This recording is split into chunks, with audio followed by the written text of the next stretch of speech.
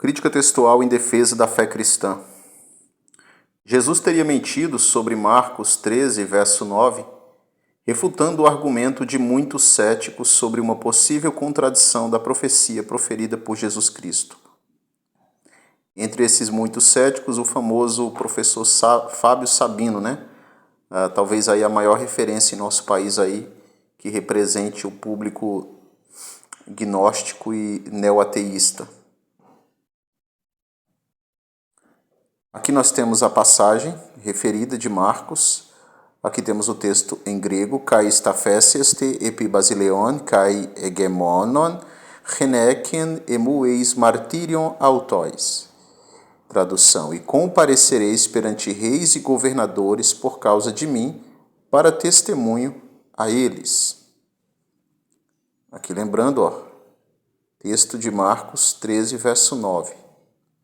Alguns céticos e críticos do texto bíblico costumam usar essa passagem para afirmar que Jesus teria mentido sobre essa profecia direcionada em particular aos 4 apóstolos, Pedro, Tiago, João e André, como vemos em Marcos 13, verso 3.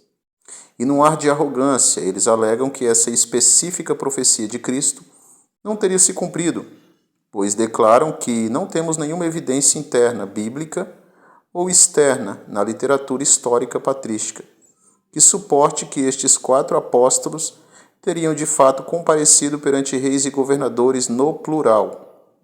Será mesmo que Pedro, Tiago, João e André, durante os seus ministérios, compareceram diante de reis e governadores?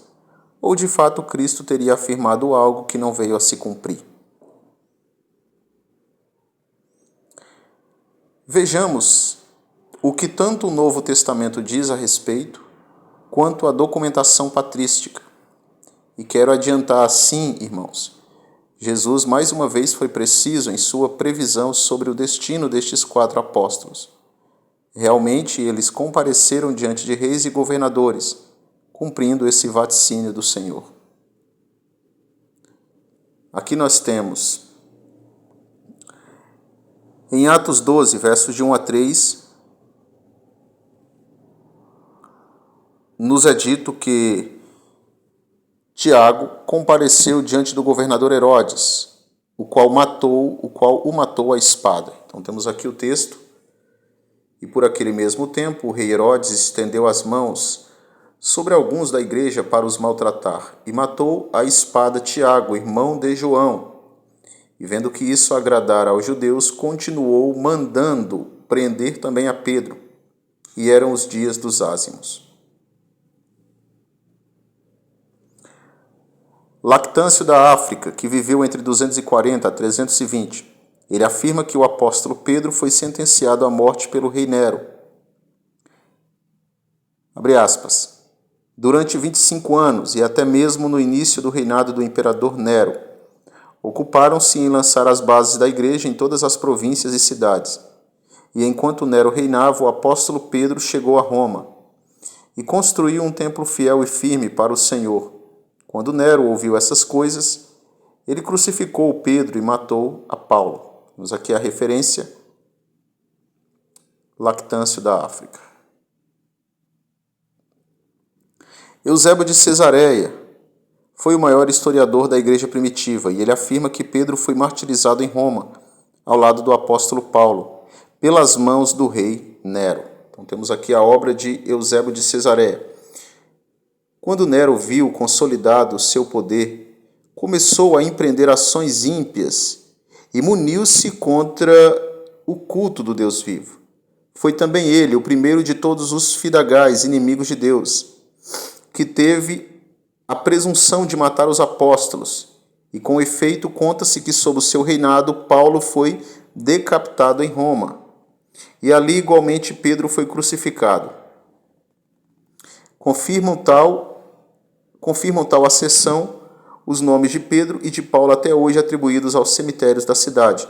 Eusébio de Cesareia, História Eclesiástica, está aqui a referência.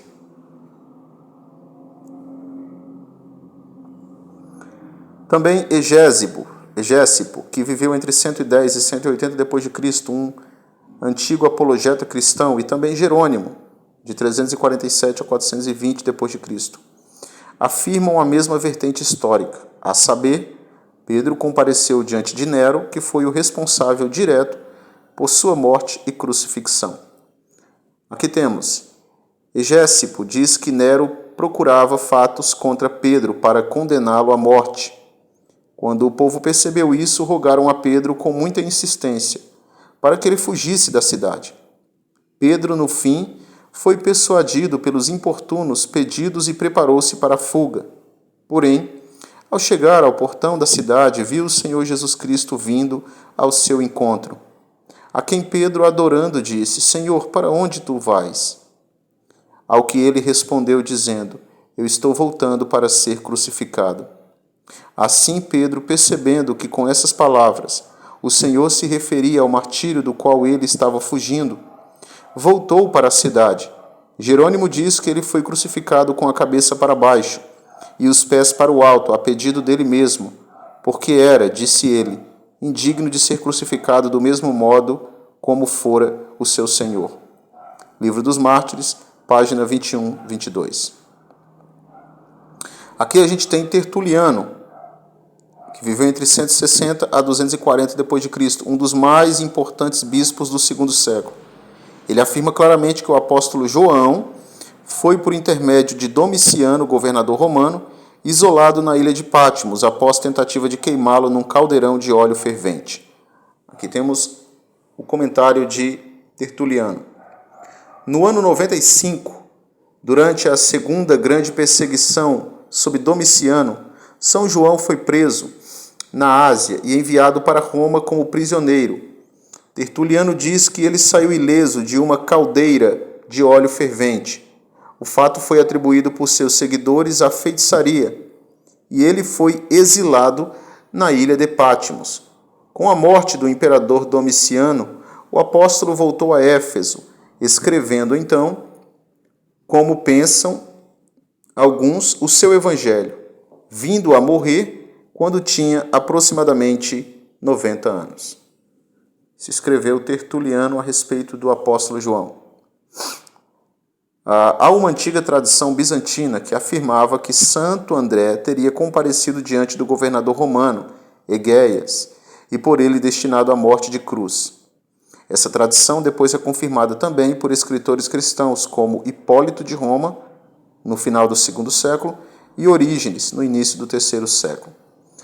Ali na Grécia, em Patras, conheceu o fim do seu trabalho apostólico, segundo uma encíclica dos sacerdotes e diáconos de Acaia sobre o martírio de Santo André. Depois de pregar o evangelho como bispo de Patras, em Acaia, foi condenado à morte na cruz pelo prefeito Egéias, cuja esposa foi convertida pelo santo, juntamente com uma grande parte da população. Conclusão. Jesus não mentiu quando falou para os 4 apóstolos, Pedro, João, Tiago e André, que eles seriam conduzidos em algum momento de suas trajetórias missionárias à presença de reis e governadores para servir de testemunho a eles e aos gentios. E as evidências históricas documentais estão aí, quer queiram os céticos acreditar ou não. Uma coisa é certa. Os críticos que afirmam que não existe nenhuma prova documental de que estes discípulos compareceram diante de reis e governadores são desonestos e mentirosos, como é o caso do Fábio Sabino, pois as evidências podem ser vistas tanto no Novo Testamento quanto na tradição patrística, seja escrita ou seja mediante a oralidade antiga. Sendo assim, a profecia mencionada por Jesus Cristo teve sua assertiva consumação na vida dos 4 apóstolos a eles referidos. Crítica textual em defesa da fé. Então temos as obras aqui, os documentos e as referências que eu mostrei.